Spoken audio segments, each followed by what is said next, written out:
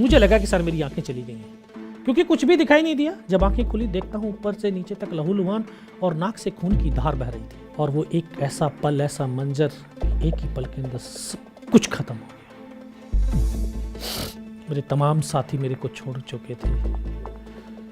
भारत माँ के लिए उन्होंने अपना सर्वोच्च न्यौछावर कर चुके थे। फर्स्ट में बाजू में, जांग में, नीचे पैर में, 3 जगह पे गोलियां मारी। मैं देख रहा हूँ कि धुआं निकल रहा, लेकिन उस दर्द को चुपचाप पड़ा मैं सहता रहा। एक सैनिक न क्षेत्र देखता, न जाति देखता, न धर्म देखता, सिर्फ एक वर्दी को देख करके अपने साथी के लिए अपने आप को कुर्बान कर देता है।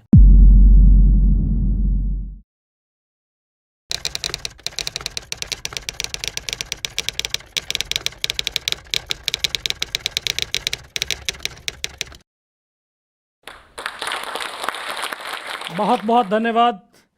जोश एक ऐसा तत्व है जिसके बगैर इंसान कोई काम कर नहीं सकता है। हर काम करने के लिए जोश और जुनून हृदय के अंदर होना चाहिए, धैर्य होना चाहिए। मैं एक लाइन के अंदर अपना परिचय देना चाहता हूँ। न मैं नेता हूँ, न अभिनेता हूँ, न कवि हूँ, भाषा की परिभाषा से अनभिज्ञ हूँ। मैं इस देश का एक सेवक हूँ जो भारत माँ के आंचल पर लगे हुए लहू धब्बों को अपने लहू से साफ करता हूँ। मैं एक किसान और जवान का बेटा हूँ। जिस प्रकार से किसान अपनी निस्वार्थता से, मेहनत से, लगन से अपनी खेती को करता है और वो इतना धन धान्य कमाता है कि ताकि देश और दुनिया के लोग भूखे ना रह सकें। मैं वहीं से सीख करके एक प्राइमरी स्कूल में पढ़ करके धीरे धीरे बड़ा हुआ। पिता की जो है कहानियों को सुन करके उनके एक सपने देखने लगा कि मुझे भी भारतीय सेना में जाना चाहिए, देश की सेवा करनी चाहिए, रक्षा करनी चाहिए। और मुझे बहुत कम समय के अंदर, मात्र 16 साल 5 महीने की उम्र में भारतीय सेना में शामिल होने का सौभाग्य मिला। साथियों के साथ मिलकर के बहुत सारे उग्रवादियों के साथ ऑपरेशंस लड़े। वहाँ पर अपने साथियों से बहुत कुछ सीखा। और साथियों, सीखने के लिए कोई विद्यालय ही नहीं, बल्कि हम हर जगह से सीख सकते हैं। सीखने की लगन होनी चाहिए। हमने मिलिटेंटों से भी सीखा, अपने साथियों से भी सीखा, और वो सिखलाई मुझे कारगिल युद्ध के दौरान काम आई। जब कारगिल का युद्ध शुरू हुआ तो वर्ष 1999 में, तब मैं शादी करने के लिए घर छुट्टी आया हुआ था। 5 मई की शादी थी और 20 मई को जब मैं वापस जम्मू ट्रांजिट के में पहुंचता हूं तो पता चलता है कि मेरी बटालियन, जो कि कश्मीर वैली के अंदर उग्रवादियों के बरखिलाफ एक ऑपरेशन चला रही थी, वहां से उसको उठा करके द्रास सेक्टर में भेज दिया है। एक सपना देख करके बड़ा हो रहा था कि एक युद्ध लड़ूंगा, लेकिन इतनी कम उम्र में और इतनी कम सर्विस में वो मौका मुझे मिल रहा है, मेरा सपना पूरा हो रहा है। इससे और सौभाग्य की बात मेरे लिए हो नहीं सकती थी। जोश और जुनून से भरा हुआ अपनी यूनिट में पहुंचता हूं 22 मई को। तो वहाँ पर हमारी बटालियन तलोलिंग पहाड़ी, जो द्रास सेक्टर की नेशनल हाईवे 1 अल्फा से सटी हुई पहाड़ी थी, उस पहाड़ी के ऊपर लड़ाई लड़ रही थी। अपने साथियों के साथ मिलकर के वहाँ पर काम किया। 22 दिन तक उस पहाड़ी के ऊपर लड़ाई लड़ी। 22 दिन में बहुत सारे जवानों को खोया, और जब जाकर के 12 जून 1999 को हिंदुस्तान ने पहली सफलता के रूप में तलोलिंग पहाड़ी को प्राप्त किया। और दोस्तों, मैं आपको ये बताना चाहता हूं कि व्यक्ति की पहचान कोई ओहदे या रैंक से नहीं, बल्कि उसके कर्म से होती है। मैं भी आप ही की तरह एक आम इंसान हूं। कोई विशेष योग्यताएं लेकर के धरती पर अवतरित नहीं हुआ। कोई ऐसा विशेष कौशल नहीं था जिस कौशल के तहत मैं फौज में भर्ती हुआ, बल्कि एक आम सैनिक प्रोसेस के द्वारा एक आम सैनिक की तरह मैं भर्ती हुआ आम सैनिक ही हूँ, और आप लोगों की तरह एक आम इंसान ही हूँ। लेकिन 22 दिन की जो लड़ाई थी, उस लड़ाई के दौरान जो हमारी टीम को एक टास्क मिला था कि नीचे से ऊपर अपने साथियों को अमनेशन और राशन पानी पहुंचाने का, मैं उन साथियों के साथ मिलकर के काम करता रहा। और 22 दिन में सिर्फ हम 3 जवान ऐसे थे जो कंटिन्यू चले। सुबह 5:30 बजे चलते थे, रात को 2:30 बजे पहुंचते थे, और फिर 2 घंटे में नीचे आते थे। इसी काम की बदौलत हम तीनों जवानों की एक पहचान बनी कि ये तीनों लड़के फिजिकली और मेंटली बहुत स्ट्रांग हैं, इनको कहीं दूसरी टुकड़ी के अंदर शामिल किया जाए। जैसे हम वापस नीचे आए, एक दूसरे ऑपरेशंस की प्लानिंग शुरू हुई। तो द्रास सेक्टर की सबसे ऊंची चोटी टाइगर हिल टॉप, उसको फतेह करने का हमें टास्क मिला, और battalion commander colonel Kushal Chand Thakur ने उस टास्क को सहर्ष स्वीकार किया और अपने जवानों के अंदर एक जोश और जुनून पैदा किया कि हमारे साथियों का बदला लेने का हिंदुस्तान और हिंदुस्तान की फौज ने दोबारा से एक मौका दिया है। हम अपने साथियों का बदला लेंगे और उस बदले की जुनून में, उस जोश में हमने अपनी प्लानिंग बनाई और प्लानिंग के तहत टाइगर हिल टॉप को फतेह करने का एक प्लान शुरू किया, उसकी रिहर्सल शुरू की और आखिरकार 2 जुलाई को हमने उस पर चढ़ना शुरू किया। तो अटैक में जो सबसे पहले अटैक करना था टाइगर हिल टॉप के ऊपर, वो थी घातक प्लेटून एज ए कमांडो टुकड़ी, जिसमें बटालियंस के चुनिंदा जवान थे जिनका फिजिकली और मेंटली बहुत टफ था। उन जवानों को उसमें शामिल किया गया और क्योंकि हाइट 16,500 फीट ऊंची, जिस पर बर्फ ही बर्फ, ऑक्सीजन की कमी थी, तो इस सब को देखते हुए इस तरह से जवानों का मिश्रण करके वो टीम बनाई गई। 2 जुलाई को हमने चढ़ना शुरू किया और साथियों उस पहाड़ी पर सिर्फ रात को चढ़ सकते थे, दिन में नहीं, क्योंकि दुश्मन दूर से देख करके आसानी से बर्बाद कर सकता था। दुश्मन को सरप्राइज करने के लिए जरूरी था कि हमें रात को चलना है, अंधेरे में चलना है, ताकि हम नज़दीक से नज़दीक उनके पास पहुंच करके उनका खात्मा कर सकें। और हमने इसी प्रकार से रातों रात चढ़ाई शुरू की।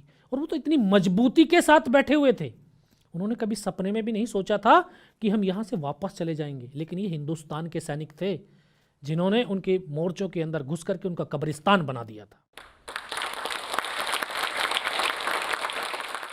2 रात और 1 दिन की चढ़ाई चढ़ने के बाद तीसरी रात की वो सुबह आज भी मेरे दिल और दिमाग के ऊपर छाई हुई है।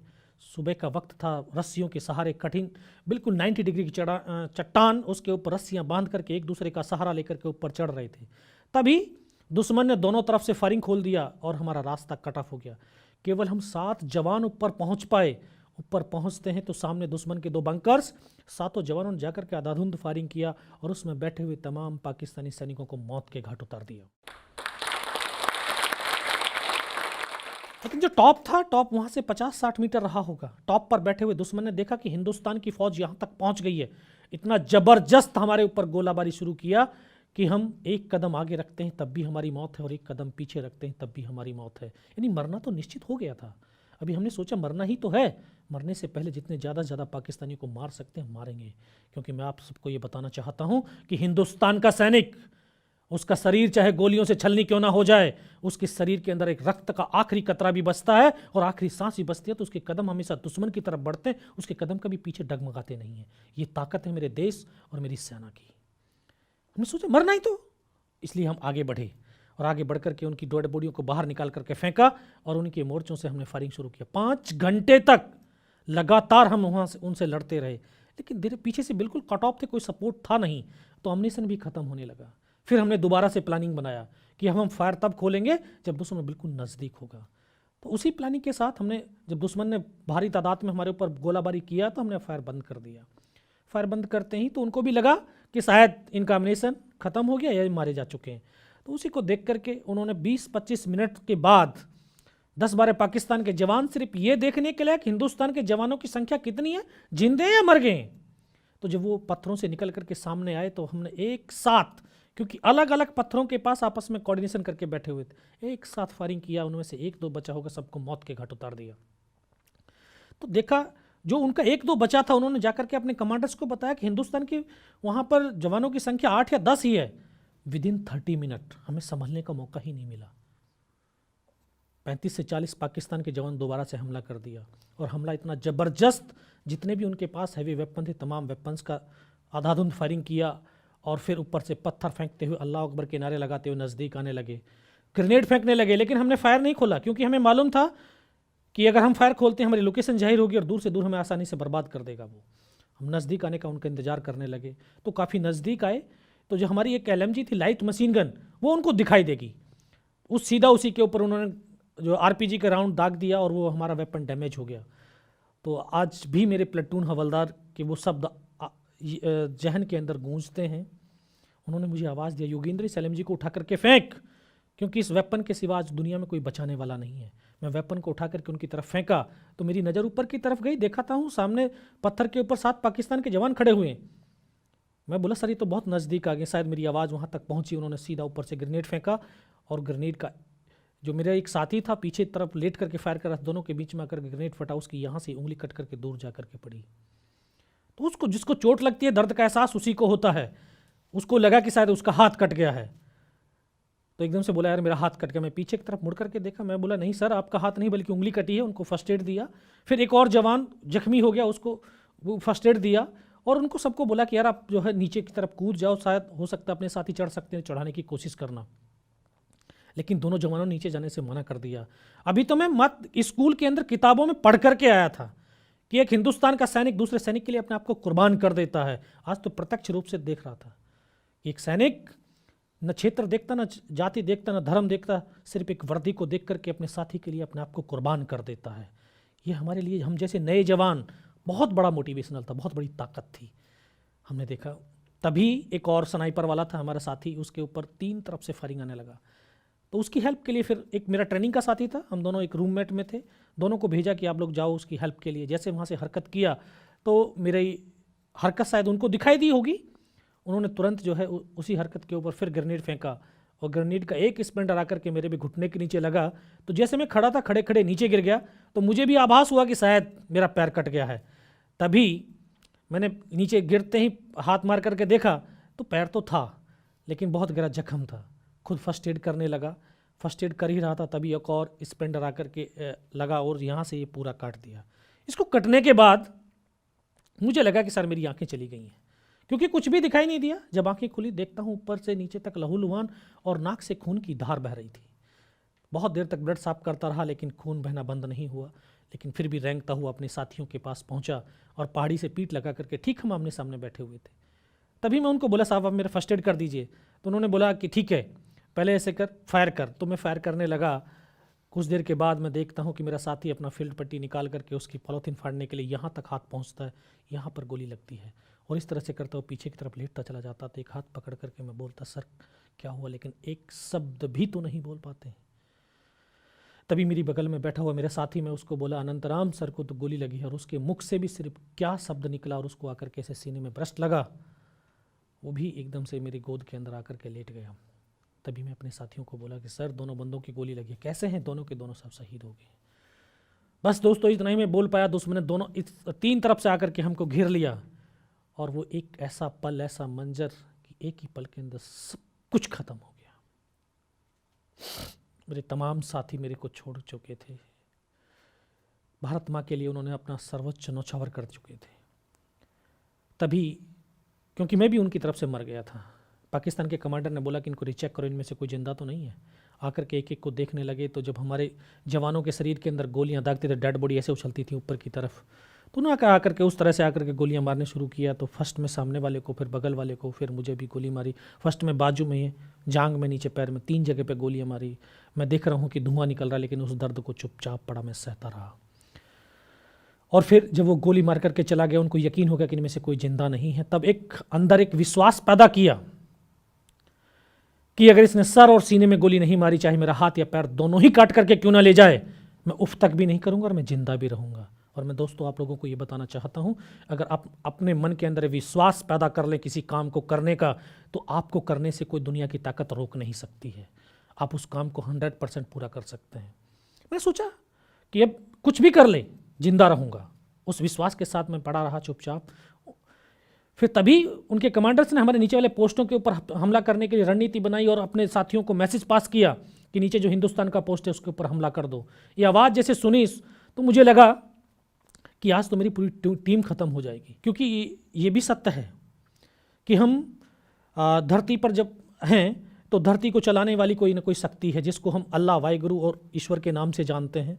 तब उस परमात्मा को मैंने याद किया और कहा कि सर मुझे बस इतना जिंदा रख दे कि मैं अपने साथियों को सूचित कर सकूं ताकि उनकी जान बच सके। और ये बिल्कुल सत्य, अगर निस्वार्थ भाव से सच्ची श्रद्धा के साथ उस परमपिता परमेश्वर को याद करते हैं तो वो शक्ति भी साथ देती है। चुपचाप पड़ा रहा, एक मौके की तलाश में था।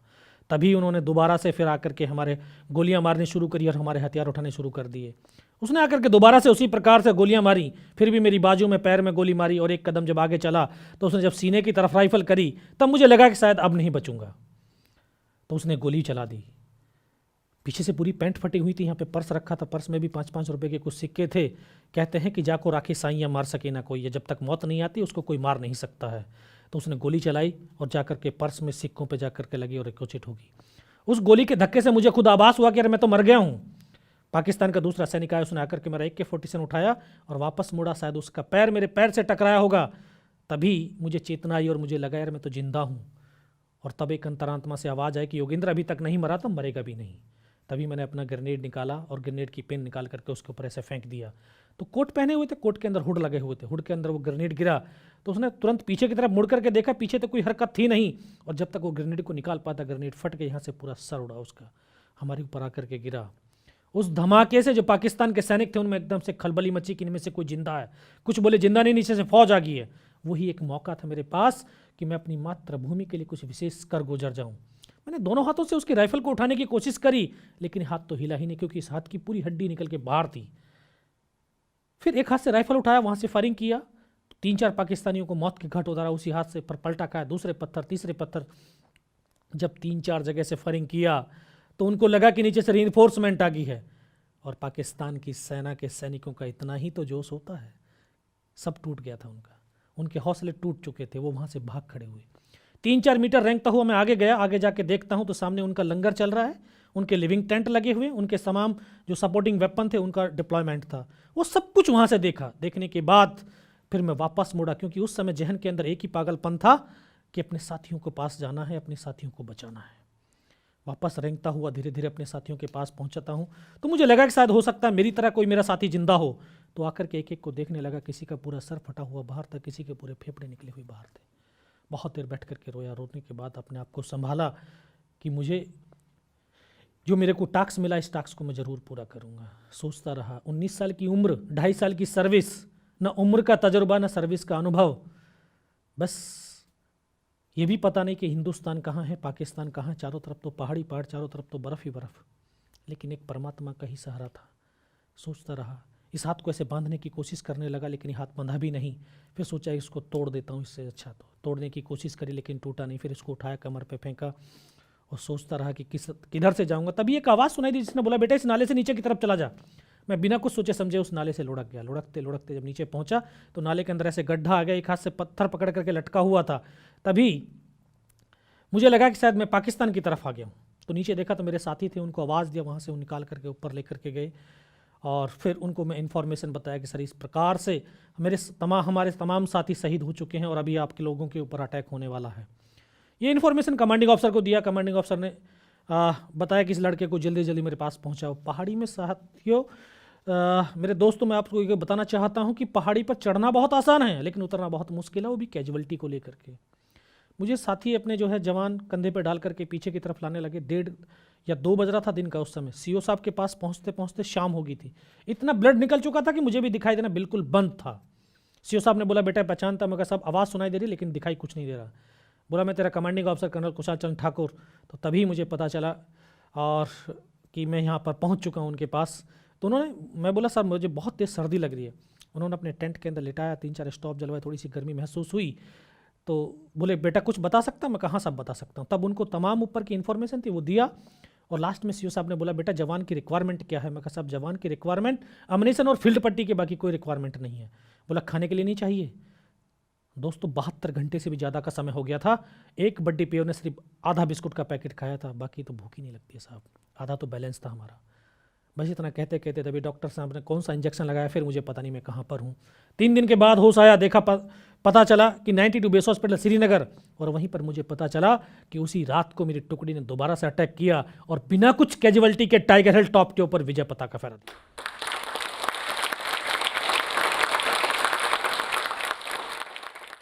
फिर वहाँ से मुझे दिल्ली रेफर कर दिया गया और बेस हॉस्पिटल में 16 महीने के ट्रीटमेंट के बाद मैं वापस आज भारतीय सेना में सेवारत हूँ और आप लोगों से बात कर रहा हूँ। ये मेरे लिए सौभाग्य की बात है। हर एक जवान के अंदर, हर एक इंसान के अंदर एक जोश और जुनून होना चाहिए अपने कार्य को करने के लिए, अपने देश के लिए, अपनी ऑर्गेनाइजेशन के लिए। अगर जुनून है, जोश है, धैर्य है, तो आप हर हाल में, हर कीमत पर, हर चुनौती का सामना करके अपने कार्य को पूर्ण कर सकते हैं। और मेरे जो युवा हैं उनसे मैं ये कहना चाहता हूँ कि जो भी काम करें उस काम के लिए सबसे पहले, उस काम के अंदर सबसे पहले राष्ट्र को सर्वप्रथम रख करके काम करें, क्योंकि आपके काम से आपका राष्ट्र किधर जाता है ये आप लोगों के ऊपर निर्भर करता है। जैसे आप कर्म करेंगे, जैसे आप इस राष्ट्र को जिधर लेकर के जाएंगे, राष्ट्र उधर जाएगा, क्योंकि युवा राष्ट्र की ताकत है। हमेशा साथियों पॉजिटिव सोच के साथ, एक सकारात्मक सोच के साथ अपने राष्ट्र को उन्नति के पथ के ऊपर आगे लेकर के चलना है। और हम सबका दायित्व बनता है कि जिन्होंने अपनी कुर्बानियां दे करके इस देश को सुरक्षित और स्वतंत्र किया है, उस स्वतंत्रता को हमने जो है बखूबी पूर्ण रखना है। और अंत में मैं दोबारा से सभी का मैं धन्यवाद करता हूँ और यही कहता हूँ कि कर्मवीर को कोई रोक नहीं सकता है करने से, और उसको कौन मार सकता है जिसको जो कभी ना डरता हो मरने से। जय हिंद, जय भारत। ये जोश टॉक्स का ये वीडियो अगर आपको अच्छा लगा तो शेयर कीजिए और लाइक कीजिए, और जोश टॉक्स के चैनल को हमेशा सब्सक्राइब कीजिए।